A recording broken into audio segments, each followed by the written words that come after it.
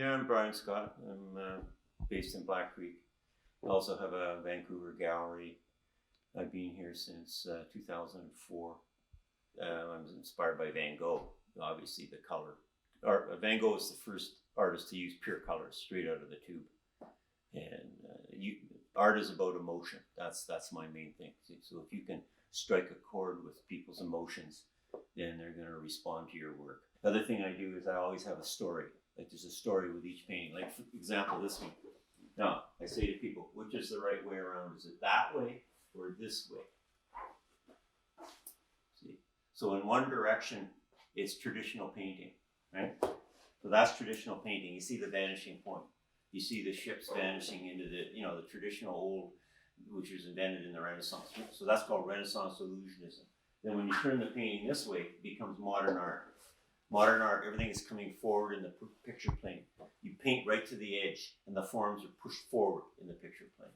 So that's how I get people to look at my work. I show them, and they're intrigued by that idea. Now, so then I say to them, well, which is the right way around? That's the question. So then we get into a debate. So some people prefer the traditional, the more conservative people like it the right way around.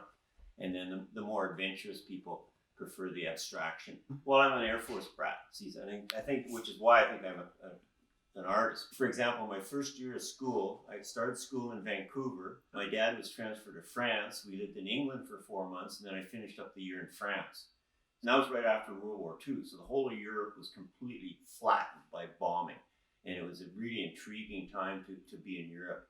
And my father, every weekend, loaded all the kids up in the car. We'd go to Heidelberg, we'd go to Strasbourg. We were right in the center of Europe. And he loved to get his kids out there to see the world. That was his big thing. And then the other thing is they made sure we all went to university. Now, the trick is to get the first kid in. So my older brother, UBC. My sister, UBC. Me, UBC. And my younger brother was the hippie. He said, forget it, I'm not doing it. So I told my dad I wanted to be an artist. He said, you'll starve. Be an art teacher. Yeah. Good advice. So I did art ed, right? And then and then Gordon Smith was my teacher. So he, and then I got on at North Island College, and I taught Emily Carr University for a while, and I did outreach for the Provincial Art School. And that was really fun. You see all these, like that painting of Prince Rupert of the Salmon Canneries. That's as a result of being in Rupert. There's Quathiaski Cove down there in Quadra. I taught over there. This one here? Yeah. Yeah, well, exactly. See, a lot of these places are not there anymore. Like that's gone. Well, there's Gastown. I love doing Gastown in Vancouver. Yeah, look at the lights, eh? Yeah. That's Camel River. Now, there's where our gallery is in Vancouver, which is Yaletown. The gallery's just in here. People wonder, how can you afford a gallery in Vancouver? Well, it's all strata. We've only got 215 square feet. My cost is $300 a month. That's what it cost me to run that gallery. Oh, it's strata. It's strata. So but it's got 20-foot high ceilings. It's down in the old industrial district in Yaletown. Really? Huge high windows looking out over. That's awesome. Yeah, it's incredible. And then we have. I bought a business, which is the steady cash flow. Right. Because the business has been there for years and years, and I've got Japanese woodblock prints and antique maps. So that's the bottom end. That keeps the cash flow. We only need $300 a month to break even, right? That's great. Yeah. But you cannot get a show in Vancouver. I've been doing this 45 years. I think I was with Crown Gallery and I was with Beauchy Gallery. But you're in there briefly and boom, they boot you out. Same in Whistler. I was in a gallery at the Fairmont. You're in there for a while and then they boot you out. They don't like me because I'm too independent. We were down on the seawall. I was telling you about the homeless people, right? Yes. I had a homeless guy from Halifax, Earl. He sold $30,000 worth of paintings for me in Stanley Park. Wow. 20,000 people a day saw my work in the summer. 10,000 on the weekends in the wintertime. It's $500 a year to show there. Most artists just show in the peak, which is what I'm going to do from now on. Just show from the peak time is from May till September. Mm-hmm. The winter. But this Earl guy, he just loved being on that seawall. Earl he was a dumpster diver. He'd be pushing his cart down. He had to collect 250 pop bottles to make $20. When women with kids saw him coming down, they move out. They were afraid of this guy. Suddenly, he's Brian Scott. I said, they think you're me, so just be me. And he had this big beard. He looked like Monet with his little fisherman's. So he was so happy to be out of that hovel.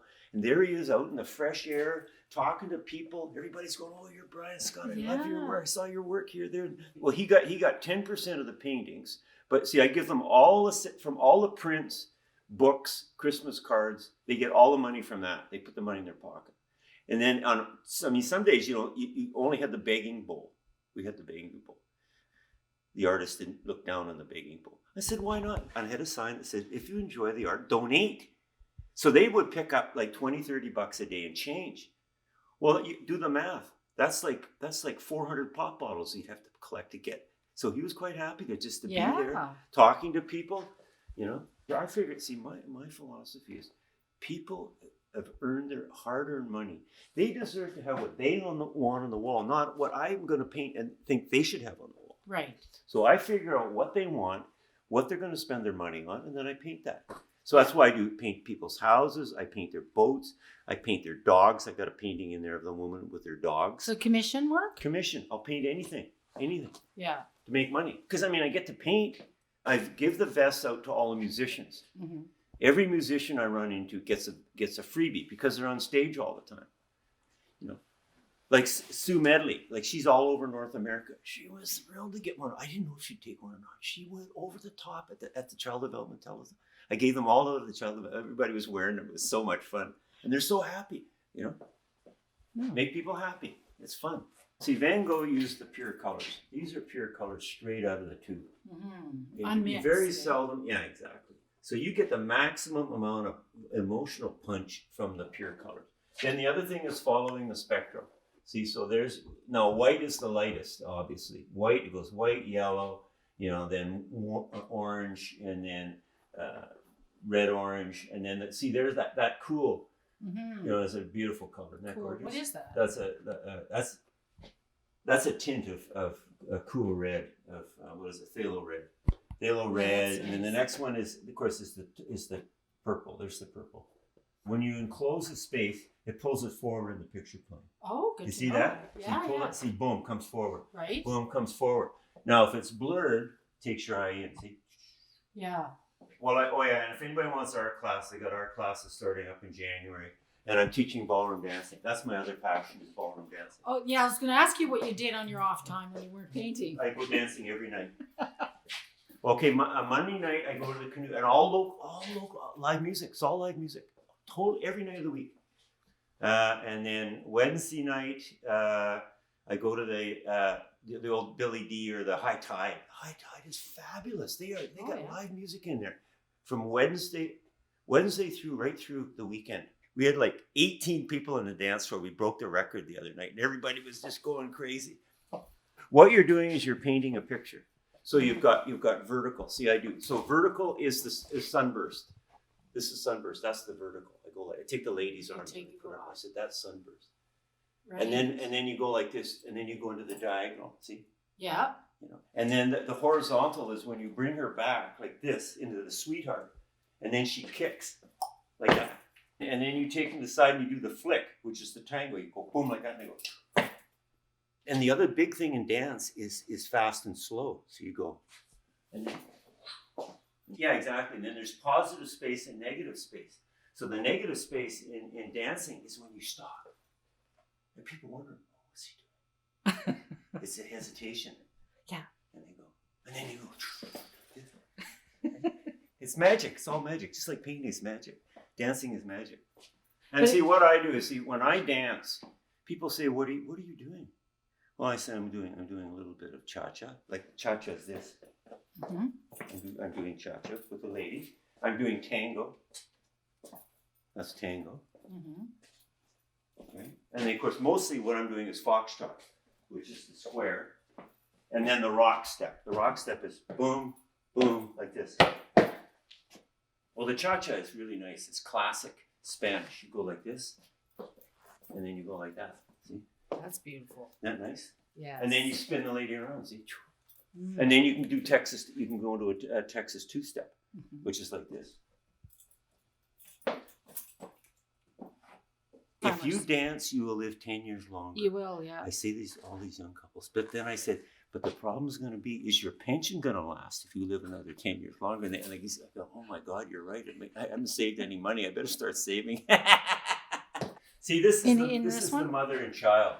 See, my mother died about 5 years ago. Of course, my mother had a huge impact. She saved my ass so many times. So there's mom, and then there's baby Brian down here on the breast.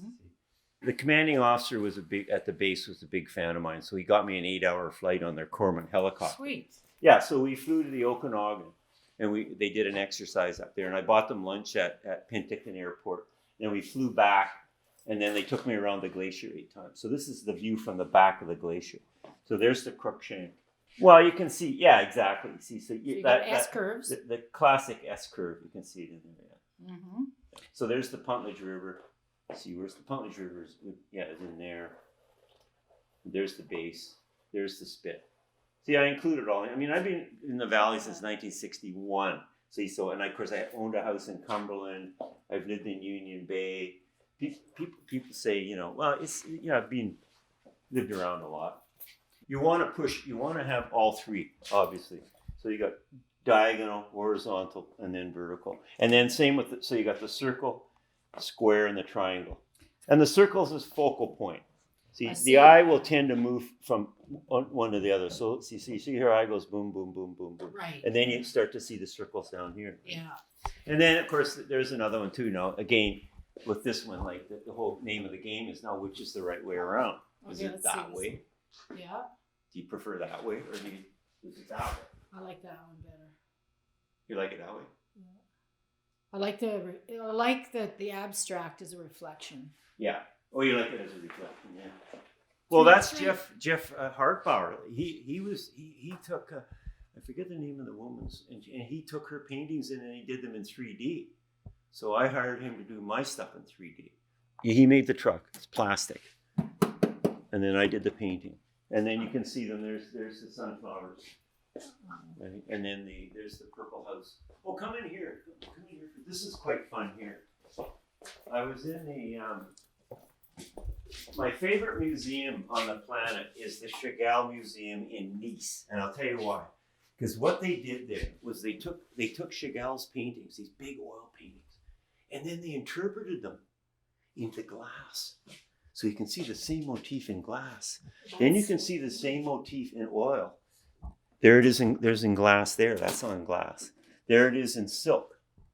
And there it is on a tapestry, see? Okay. And see, there it is on metal. That's garden art. So that goes outside. That's designed to go outside. It's on wood, sealed in liquid plastic, so you can hang it on your fence. And then there's the TV.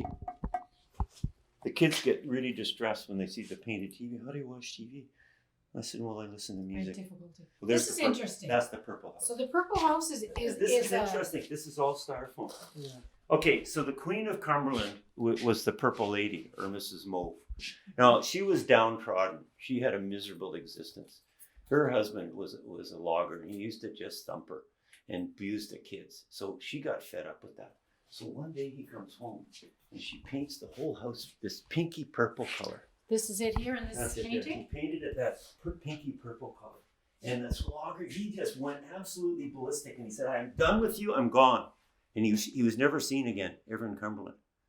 It looked like she gave the whole town the big pink finger, because there was this little 30-foot house on this 30-foot right on the thing with this big pink finger.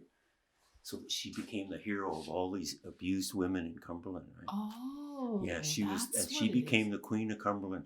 If she wanted to ride into Courtney, all she had to do was go to the post office and wait. Somebody would pick her up and drive her to Courtney. Wow. Yeah, she was a really, really amazing woman. She was tough. Here's a quick story. I went for a council meeting in Cumberland. I couldn't believe it.